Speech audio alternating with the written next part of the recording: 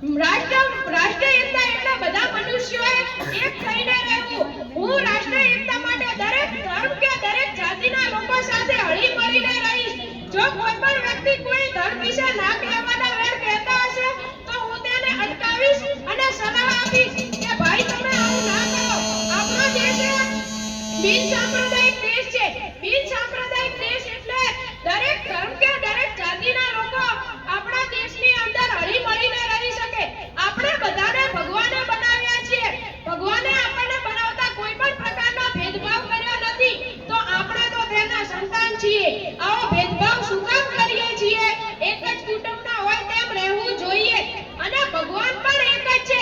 મનુષ્યોએ તેમને અલગ અલગ ધર્મોમાં બાંટી દીધા છે, જેમ કે હિન્દુ તો ભગવાન, મુસલમાન તો અલ્લાહ, ખ્રિસ્તી તો ઈસુ ખ્રિસ્ત, પણ મિત્રો ભગવાન તો એક જ છે। મનુષ્યોએ તેમને બાંટી દીધા છે અને ભગવાનને આપણને વિવિધ ધર્મ કે વિવિધ જાતિમાં બાંટવા હોત તો હિન્દુઓને લોહી લાલ આપવત, મુસ્લિમોને લોહી લીલું આપવત, ખ્રિસ્તીઓને લોહી પીળું આપવત, પણ ના, ભગવાને આપણને બધાને શરીર અને લોહી એક જીવ આપ્યું છે। કાઈ ફેરફાર કે ભેદભાવ કર્યો નથી, તો આપણે તો તેઓના સંતાન છીએ। આવો ભેદભાવ શું કામ કરીએ? જેમ એક ચંદ્ર અને એક સૂર્ય ગગનમાં ચમકે છે, તેમ આપણે બધા મનુષ્યોને પૃથ્વી પર ચમકવું જોઈએ।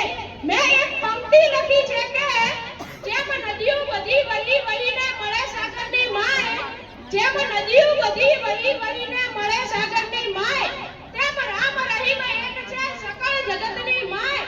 રામ રહીમ એક છે સકળ જગતની માય, એટલે કે જેમ નદીઓ અલગ અલગ છે, ગંગા, યમુના, બ્રહ્મપુત્રા, કૃષ્ણા, કાવેરી, પરંતુ અંતે તો તેઓ સાગરની અંદર જઈને એક જ થઈ જવાની છે।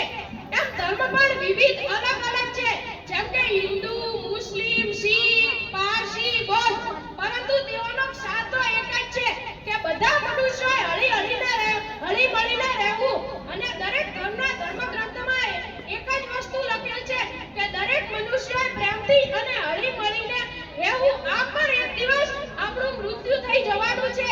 કોઈ પણ વ્યક્તિ અમર રહેવાનું નથી અને આપણા દેહના અગ્નિ સંસ્કાર કરવામાં આવશે ત્યારે આપણા દેહની રાખ એ તો માટી ભેગી મિશ્ર થઈ જવાની છે અને ત્યારે એવું નહીં લાગે કે આ રાખ એ હિન્દુની છે, આ રાખ મુસ્લિમની છે કે પછી આ રાખ ખ્રિસ્તીની છે, ત્યારે એટલી રાખ જ દેખાશે।